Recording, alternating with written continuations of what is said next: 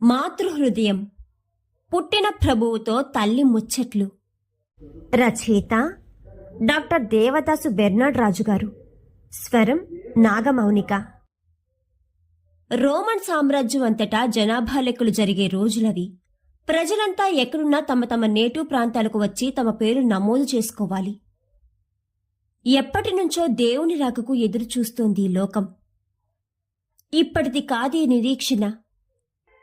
దేవుడు వాగ్దానం చేసినప్పటినుంచి ప్రతి క్షణం క్షణక్షణం దాదాపు 4000 సంవత్సరాల నుంచి జరుగుతున్న ప్రతీక్షణ. ఎందరో ఆయన వస్తాడు వస్తాడు అని కలలుగన్నారు. ఆ కల, ఆ ఎదురుచూపు ఇప్పటికి నెరవేరింది. అదివో గాబ్రియేలు దూత మరియకు ప్రత్యక్షమైంది. అందరూ ఎదురుచూచే ఆ దేవాధిదేవుడు నీ గర్భంలో పుడతాడు అని తీపి కబురు చెప్పింది. అప్పటికి మరియకు ఇంకా పెళ్లి కాలేదు. కానీ యోసేపుతో నిశ్చితమైంది. మరియ భయపడింది. యోసేపు భయపడ్డాడు. దూత వచ్చి వారి అనుమానాల్ని నివృత్తి చేశాడు. సాక్షాత్తు దేవుడే స్వయంగా మరియ గర్భంలో శిశువుగా జన్మించబోతున్నాడని ధైర్యం చెప్పింది. మరియను భార్యగా స్వీకరించాడు యోసేపు. యోసేపు దావీదు మహారాజు వంశీకుడు. మరియ 12 మంది ఇజ్రాయేలీయుల్లోని యూదా, లేవి అనేవారు ఉన్నారు. మరియ తండ్రి చూస్తే ఆ యూదా గోత్రీకుడు, తల్లి చూస్తే ఈ లేవి గోత్రీకురాలు. ఇది మరియ అనువంశీకం. ఆ ఇజ్రాయేలీయుల్లో యూదా గోత్రంలోని దావీదు మహారాజు అనువంశీకుడు యోసేపు. వివాహితులైన మరియా యోసేపులు గలిలియాలోని నజరేతులో ఉంటున్నారు. రాజాజ్ఞ ప్రకారం స్వస్థలానికి వచ్చి పేర్లు నమోదు చేసుకోవాలి. యోసేపు స్వస్థలం దావీదుపురం. అది యూదయ రాజ్యంలో ఉంది. ఆ పురానికే మరో పేరు బెత్లెహేం. యోసేపు ఇప్పుడు నజరేతు నుండి బెత్లెహేముకు రావాలి. ఎవరికి వారే వారి వారి సొంత ఊర్లకు పోయి తమ తమ పేర్లు వివరాలు ఇచ్చి నమోదు చేసుకోవాలి. నజరేతు నుండి బెత్లెహేం పురానికి 90 మైళ్ల దూరం. అప్పటి సదుపాయం ప్రకారం దాదాపు వారం రోజుల పాటు ప్రయాణించాలి. మరియా చూస్తే నిండు చూలాలు, అయినా వెళ్ళక తప్పలేదు. కొన్ని మిట్టపల్లాల దారులు దాటి దాటి రావాలి. కంచర గాడిదల్లా ఉండే అప్పటి గాడిదపై గర్భవతి మరియను ఎక్కించి బెత్లెహేం పురానికి యోసేపు చేరాడు. వారు బస చేయడానికి అక్కడ ఆ పురంలో సత్రాలు ఖాళీగా లేవు. తెలిసి ఆదరించేవారు ఎవ్వరూ లేరు. చోటు లేక అక్కడ కనిపించే పశువుల చావిడిలోకి వెళ్లి తలదాచుకున్నారు. మరియ పురిటి నొప్పులతో అక్కడే ఆ పశువుల మధ్యనే ప్రభువును ప్రసవించింది. గొప్ప వెలుగు, ఆ పైన నింగిలో ఓ పెద్ద తోకచుక్క. సంభ్రమాశ్చర్య భయాందోళనలు, ఆనందాల మధ్య ఆ భార్యాభర్తలు ప్రభువును కల్లారా చూస్తూ ప్రాణరహిత శిల్పాల్లా, బొమ్మలైన ప్రాణాల్లా నిలుచుండిపోయారు. బెత్లెహేంపురం చీకట్లో అర్ధరాత్రి తెల్లవారిందన్నట్లుగా ఆ అద్భుత కాంతి కిరణాలకు అందరూ లేచారు. టైం మరచిన సూర్యుడు అర్ధరాత్రి పొద్దుపోయాడా అన్నట్టుగా ఉంది. శుభవార్త గుప్పుమంది. అప్పుడు మరియమ్మ తన బిడ్డను చూచి మురిసిపోయింది. మరొక వంక ఎంత వినయ సంపన్నురాలైనప్పటికీ వీరమాతగా లోలోన తెగ గర్వించింది. అలవోకగా మరియ ఆ శిశువును ముద్దు పెట్టుకుంది, లాలించింది. ఏవేవో అమాయకంగా చిన్న చిన్న ఊసులతో పలకరించింది. ఆ తల్లి మరియమ్మ హృదయం ఆనంద మహోదయమైపోతోంది. తల్లి మరియమ్మ ఆవేదనతో పలకరించిన తీరు ఇది. ఇది ప్రభూదయం, ఇది శుభోదయం, కాంతి మహోదయం, మానవ రక్షణోదయం. ఎంత వెలుగు, ఎంత వెలుగు! ఇంత వెలుగు నవమాసాలు మోసి ధన్యురాలినెతునో కదా నా చిన్న, నా కన్నా, నా తండ్రి ప్రభూ. ఈ లోక సంగతి తెలిసే వచ్చావో తెలియక వచ్చావో, ఈ భయానక జనారణ్యంలో అడుగుపెట్టావు. జాగ్రత్త నాయనా. తెలిసి తెలిసి ఈ కూపంలోకి నిన్నేమని స్వాగతించను. నా స్వాగతంలో దాగే స్వాగత వచనాలు వెలువడలేకున్నాయి. ఉప్పొంగే ఈ సంతోషం పొంగి వచ్చే తడబాటు మాటల్ని కూడా వెనక్కి నెట్టేస్తున్నాయి. ఈ పశువుల పాకలో, ఈ పాడి ఆవుల మందల మధ్య, ఈ చూడి గేదెల మధ్య చిందరవందర గందరగోళంలో పుట్టిన నీకు ఏ ప్రశాంత గీతాలతో స్వాగతం చెప్పి మురిసిపోవాలో కదా. దూతలు కూడా జయ జయ ధ్వానాలతో ఆకాశాన సంబరాలు చేసుకుంటుంటే ఆహా, నాలోని పట్టరాని ఆనందహేళ. ఈ వాతావరణానికి చింతించాలో, నా గర్భఫలమైనందుకు సంతోషించాలో ఏమీ తెలియకున్నది. నీవు చూస్తే యూదా వంశ రారాజుల వారసుడవే. నీవు పుట్టాలంటే ఆ నీ పూర్వీకుల ప్రభువుల దావీదు సొలొమోన్ మహారాజుల ఇంటనే జన్మించవచ్చుగా. ఏమిటిది, ఈ పశువుల పాకయే దొరికిందా? ఈ దీనురాలు మరియా ఈ కన్య గర్భమే కనిపించిందా? ఈ నీ రాకకు మరేమిటో పరమార్థం. అయినా నిజంగా ఇదో మహద్భాగ్యం. అంతటి మహోన్నత ఉచ్చస్త్రీ స్థితి నుంచి ఇలా ఈ నీచ స్థలానికి రావడంలో, ఈ దీన సామాన్యకు, ఈ పెళ్లి కాని మానవ కన్యకు జన్మించడంలో ఆంతర్యం ఏమై ఉండాలో కదా. ఈ పుట్టుకలోని మహదర్థం అదేమిటో కదా తండ్రి. ఈ హీన నీచ పరిస్థితిని, ఈ భూలోకాన్ని పరలోకంలా మార్చడానికా స్వామి? ఈ మానవుణ్ణి దేవుడిగా చేసేయడానికా స్వామి? ఈ ఆనందంలో నా మతిపోను. ఆత్మీయంగా రమ్మని చెప్పలేని మందభాగ్యను. అయ్యో, అతిథి మర్యాదలు మర్చిపోతునే స్వామి. నీకు స్వాగతం తండ్రి. అయినా నాయనా, ఈ తల్లి మళ్ళీ ప్రత్యేకించి ఈ బిడ్డ పుట్టుకను స్వాగతించాలా? 9 నెలల క్రితమే ఆ దేవదూత గాబ్రియేలు నాకు ప్రత్యక్షమై శుభవార్త చెప్పినప్పుడే ఈ తల్లి నుంచి నీకు రహస్య స్వాగతం లభించలేదా? మరచిపోయావా నాయనా? అయినా హృదయాల్నే ముందుగా చదివేయగలవాడవే. మా ఆలోచనల్లో ఏవేవి ఉన్నవో నీకు తెలియవా తండ్రి? ఈ పిచ్చి తల్లి ప్రేమ భాషణలకు మందహాసాలు చిందించే నీ పోసి నవ్వులే చెప్పక చెబుతున్నాయిలే. మహాసౌమ్య సద్గుణ రమ్యమైన నా తల్లి అన్నమ్మ అప్పుడెప్పుడో నా చిన్నప్పుడు దేవాది దేవుని గురించి, ఆయన వైభవం గురించి, చేసిన మహత్తుల గురించి చెప్పడం ఇంకా అలాగే గుర్తుండిపోయింది. తపోనిష్టా గరిష్ఠుడైన నా తండ్రి జ్వాకీము చెప్పేవాడు. దైవభక్తి అంటే ఏమిటో, దైవసేవ అంటే ఏమిటో అని.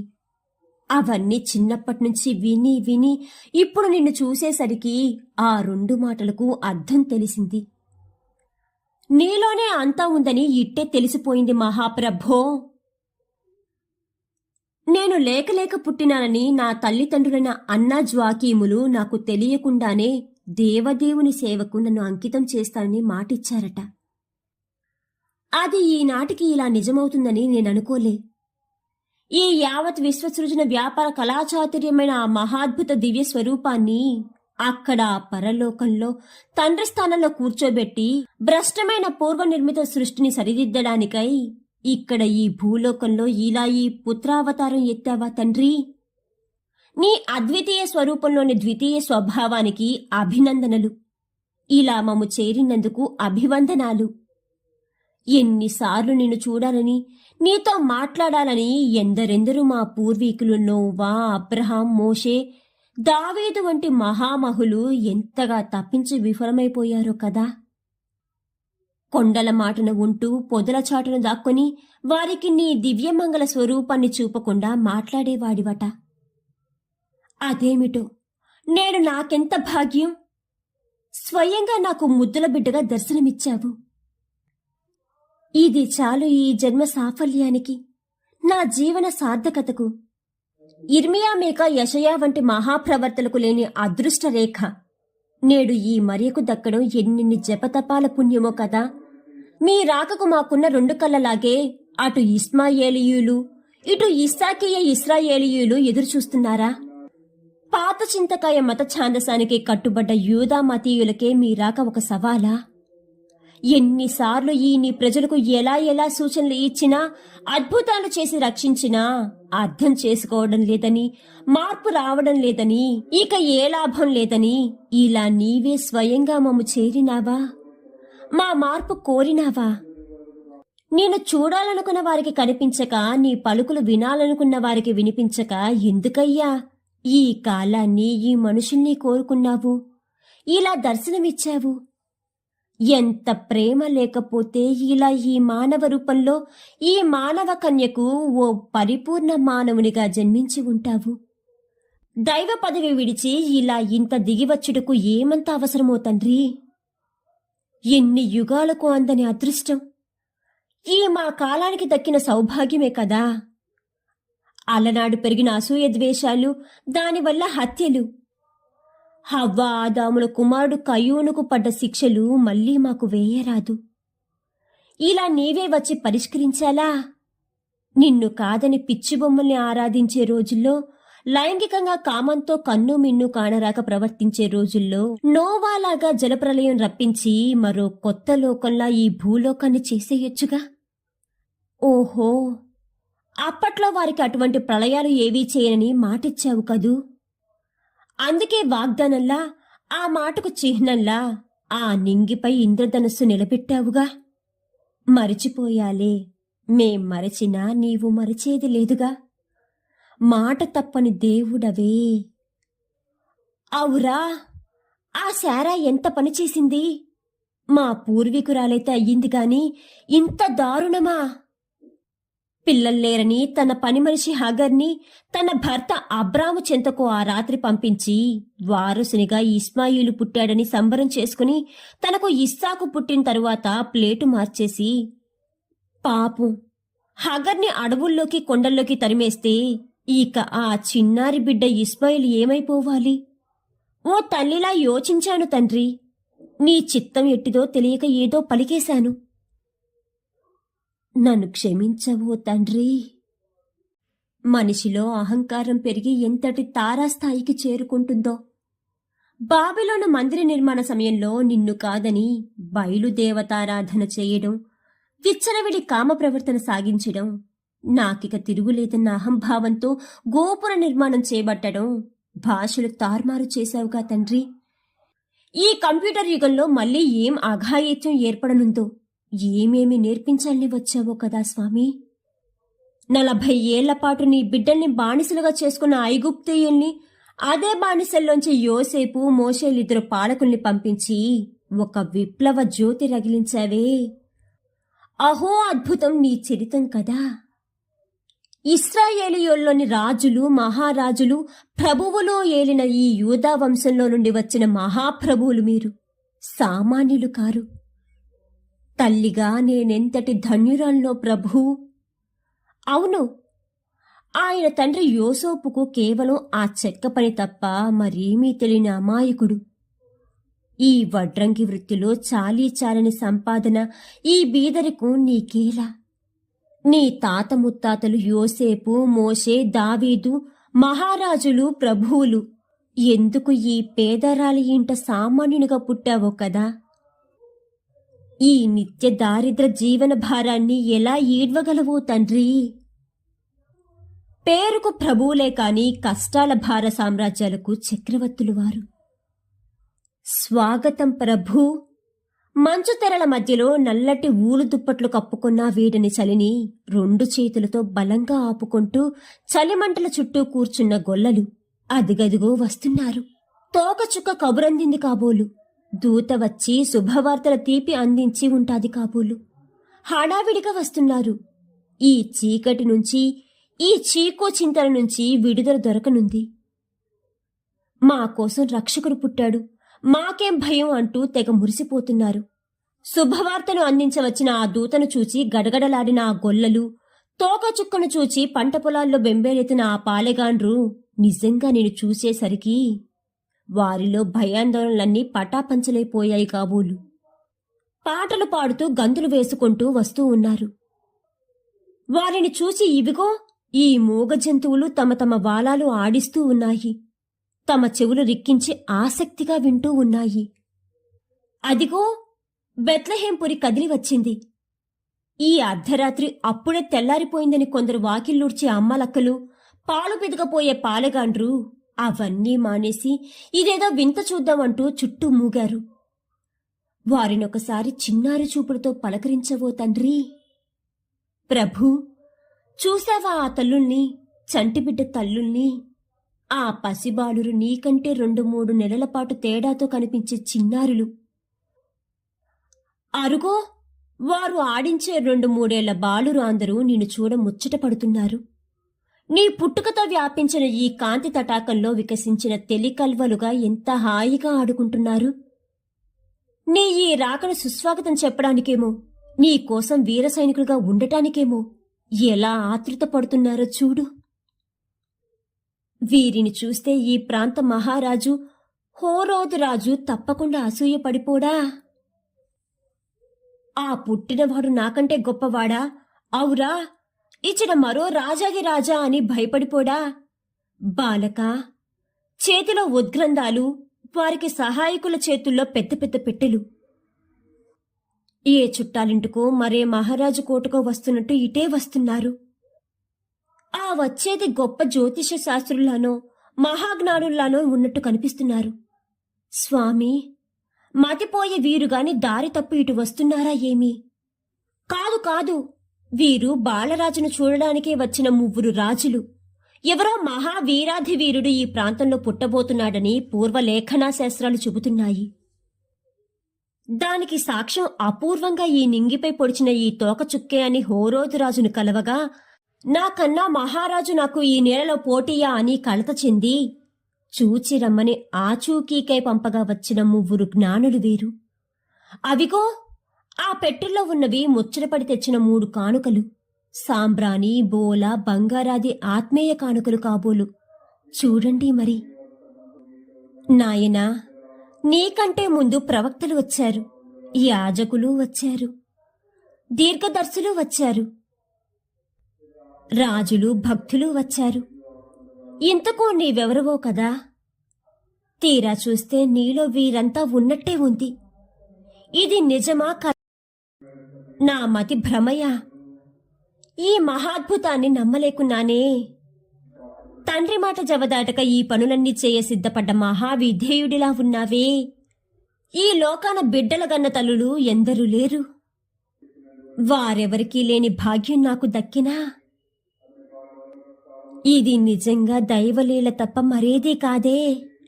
తాత ముత్తాతలు యుధామత సిద్ధాంతాలు తూచా తప్పక పాటించారని, అందులో లోపాలు లేవా అని, వాటిని కాలానుగుణంగా మళ్లించుకోవాలని, మూఢంగా ఆచరించకూడదని సరిదిద్ది పునర్నిర్మించాలని మళ్లీ నీవే కంకణం కట్టుకు మా మధ్యకు వచ్చావా? అందరి కోసమని నీవొచ్చావు, బాగానే ఉంది. కానీ ఈ ఎందరిలో నుంచి కొందరు మాత్రం ప్రక్కకు పోతూ నిన్ను చీదరించుకో యత్నిస్తున్నారు. ఎవరికైతే సాయపడాలని చూస్తున్నావో వారే నిన్ను ఈసడించుకో యత్నిస్తూ ఉన్నారు. మరి నీ రక్షణ కార్యం వారికీ చెల్లుతుందా? ఇంతకు నీవెందుకు వచ్చావు? ప్రజలు ఎలా ఉండాలో బోధించడానికా, లేక బోధించినవి చేసి చూపించడానికా? ఒకరినొకరు ఏ విధంగా ప్రేమించుకోవాలో తెలియచెప్పడానికా? ఒకానొకనాడు మోషే ప్రవక్తకు అందించిన 10 కట్టడులు గతి తప్పి అపమార్గాన వెళ్తున్నాయని విని వాటికి పునఃశక్తి ప్రసాదించే నిమిత్తంగా ఆచరింపచేసే సంకల్పంతో మళ్లీ వచ్చావా?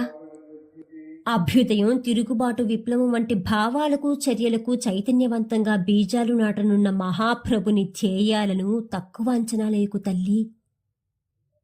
అంతరంగాలెరిగిన ఘనుడవు నీవు. అంతేవాసుల గురించి మళ్లీ చెప్పాలా స్వామి?